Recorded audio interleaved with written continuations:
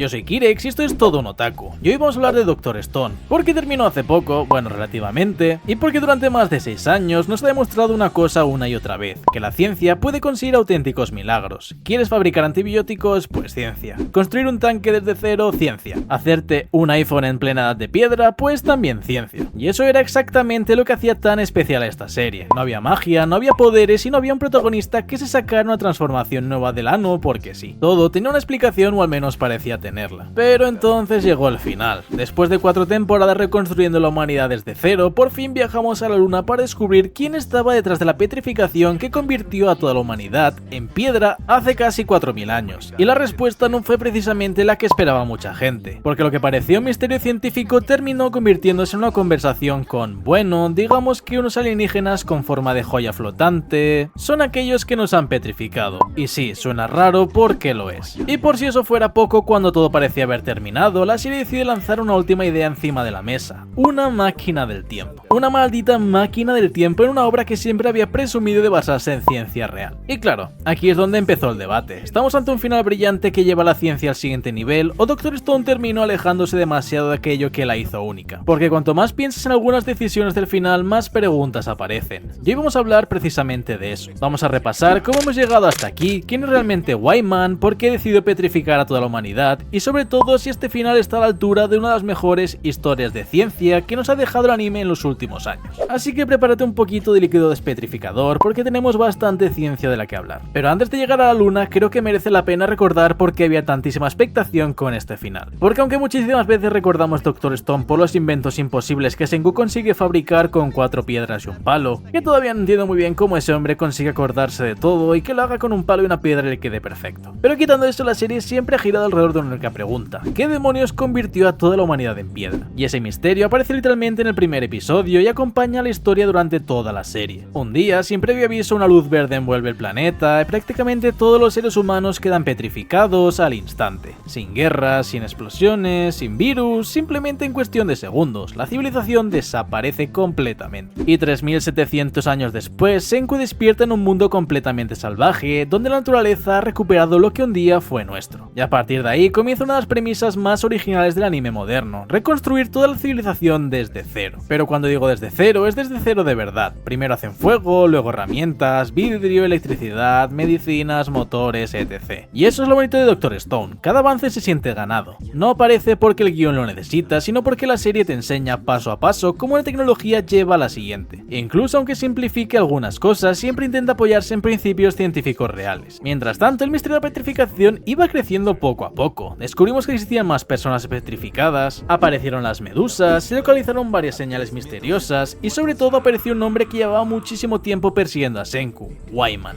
Un ser capaz de emitir la misma voz que Senku, de enviar mensajes desde la luna y aparentemente el responsable de todo. Cada temporada respondía a alguna pregunta, pero inmediatamente había 3 nuevas. No se sabía si era un humano, una inteligencia artificial o un superviviente o alguien que seguía vivo desde hace miles de años. Internet estaba lleno de teorías y prácticamente cada fan tenía la suya, y precisamente por eso este final era tan importante. No solo tenía que cerrar la historia de Senku, tenía que responder un misterio que llevaba acompañándonos desde el primer episodio. Porque una cosa es construir un cohete, pero otra muy distinta es que después de 4 temporadas creando expectativas, la respuesta realmente esté a la altura. Y para entender este momento, primero hay que hablar de todo lo que ocurrió durante esta última temporada, porque vaya viaje nos esperaba antes de poner un pie en la luna. Y vale, ya sabemos por qué todo el mundo tenía tantas ganas de ver este final, pero ¿cómo hemos llegado hasta el punto de construir un cohete para ir a la luna? ¿Por qué no? Senku no dijo un día: venga chavales, vamos mañana a conquistar el espacio. Antes había bastante trabajo por delante, y todo continuó justo después de la temporada anterior. Tras descubrir que la señal de Wyman provenía de Sudamérica, el reino de la ciencia se pone en marcha hacia el continente americano. El problema, que para llegar hasta ahí necesitaban combustible y mucho. Por eso hacen una paradita en Estados Unidos para conseguir maíz, ya que con él pueden fabricar una enorme cantidad de alcohol y utilizarlo como biocombustible. Porque sí, el futuro de la humanidad dependía de una mazorca gigante. La ciencia tiene estas cosas a veces. Pero al llegar descubren algo completamente inesperado, y es que no están solos. Existe otro grupo de personas que también logró despertar del estado de petrificación y que además lleva años desarrollando su propia tecnología. Y al frente está el Dr. Cheno, un científico brillante que curiosamente ya conocía a Senku mucho antes del desastre. Y este detalle me encanta. Cuando Senku era un niño obsesionado con los cohetes, empezó a mandar correos electrónicos a científicos de todo el mundo preguntándoles cómo podía construir uno. Y la mayoría lo ignoró, pero excepto una persona que era Cheno. Sin saberlo, aquel científico terminó convirtiéndose en una especie de mentor a distancia del propio Senku. Así que cuando años después se reencuentran, no es simplemente un enfrentamiento entre dos genios, es casi como ver a maestro y alumno siguiendo caminos completamente distintos. Porque aunque ambos aman la ciencia, su forma de entender el mundo no podría ser más diferente. Senku quiere reconstruir la humanidad para todos, y Sheno quiere reconstruirla pero siendo él quien esté arriba del todo. Y claro, con dos científicos tan cabezotas era cuestión de tiempo que empezaran los problemas, y a partir de aquí comienza una auténtica guerra tecnológica, y no hablamos de espadas y palos. Hablamos de armas de fuego, espionaje, aviones improvisados, francotiradores y estrategias militares, probablemente el conflicto más serio de toda la serie y el que más me gusta. Y aquí es donde entra en escena uno de los personajes más peligrosos de Dr. Stone, Stanley Snyder. Sí, Senku es el cerebro y Stanley es la puntería. Es un antiguo militar capaz de acertarte un disparo desde una distancia absurda y sinceramente da bastante miedo. Mientras Senku intenta ganar usando ingenio, Stanley simplemente intenta ganar eliminando al enemigo. Finalmente, el reino de la ciencia consigue atrapar a Shen. Y como ya es tradición en esta serie, Senku demuestra otra vez que prefiere convencer antes que destruir. En lugar de ejecutarlo para siempre, termina colaborando con él porque al final ambos persiguen lo mismo. Eso sí, Stanley no piensa rendirse tan fácilmente, y mientras Shen empieza poco a poco a cambiar de bando, Stanley inicia una persecución que lleva al reino de la ciencia hasta Sudamérica. Y ahí empieza la segunda parte de esta temporada. Durante todo este tramo vemos una auténtica carrera por el continente. Se cruzan selvas, montañas, ríos, improvisan vehículos y engañan constantemente a Stanley mientras avanzan siguiendo el rastro del origen de la petrificación. Hasta que finalmente llegan al lugar donde todo comenzó, que es Brasil. El punto exacto es del que salió aquel rayo verde hace casi 3700 años. Y como era de esperar, también será el escenario de la batalla más importante de toda la serie. Porque lo que ocurre en Brasil es probablemente uno de los momentos más tensos de toda la obra. Stanley finalmente alcanza el reino de la ciencia y ambos bandos se preparan para el enfrentamiento definitivo. Pero aquí ya no estamos viendo a un pequeño grupo intentando sobrevivir. Estamos viendo dos civilizaciones enfrentándose utilizando todo el conocimiento científico que han acumulado durante años. Y aunque Senku siempre intenta evitar las bajas, la situación acaba descontrolándose. Tsukasa, Kohaku, Hyoga resultan gravemente heridos durante el combate intentando sabotear las comunicaciones enemigas. Y después de eso mueren, la verdad. Y es la situación tan desesperada que Senku toma una decisión completamente loca. Utiliza el propio poder de Wyman. Gracias a las transmisiones que siguen llegando desde la luna, consiguen volver a activar una medusa para lanzar una nueva petrificación sobre toda la zona y funciona. El conflicto termina al instante, pero el precio también es enorme porque todos, absolutamente todos, vuelven a convertirse en piedra. Y la verdad es que les renta porque los habían balaseado tanto que estaban todos muertos. Pero hay alguien que consigue salir adelante sin estar petrificado, que es Suika. Y aquí llegan los momentos más infravalorados de toda la serie. Suika se queda completamente sola, sin nadie que le enseñe, sin laboratorio y sin experiencia, y con una misión prácticamente imposible: volver a fabricar el líquido despetrificador. Y puede sonar sencillo porque nosotros ya hemos visto hacerlo a Senku, pero imagina intentar reproducir un experimento científico del que apenas recuerdas unas cuantas instrucciones, y sabiendo que si fallas la humanidad se quedará convertida en piedra para siempre. Y pues eso es exactamente lo que hace Suika, y no tarda unas semanas ni unos meses, sino que tarda 7 pedazos de años. 7 años muy duros completamente sola, probando, equivocándose y volviendo a empezar, sobreviviendo como puede mientras intenta recrear un descubrimiento que cambió el mundo. Y sinceramente creo que este es uno de los momentos donde mejor representa la filosofía de Dr. Stone, porque la ciencia rara vez consiste en acertar a la primera, consiste en fallar una y otra vez hasta que un día funciona. Y finalmente Suika consigue despertar a Senku, y gracias a ello comienza la recuperación de toda la humanidad.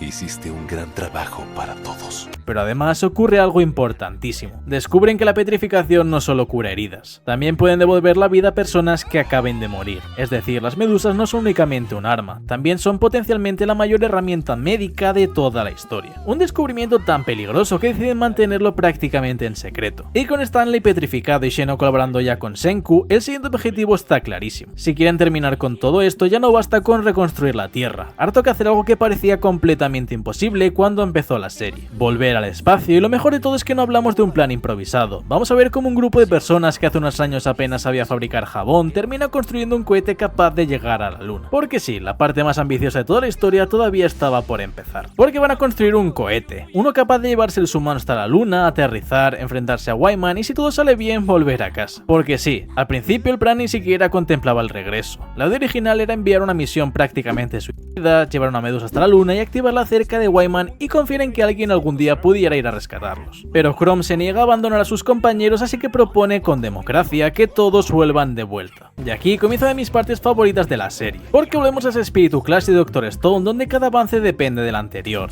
El reino de la ciencia vuelve a recorrer el planeta buscando los materiales necesarios. Viajan a Españita para conseguir fluorita, a la India para encontrar a Sai, un genio de las matemáticas capaz de calcular las trayectorias del viaje espacial y además es un gran programador y hermano de Ryusui.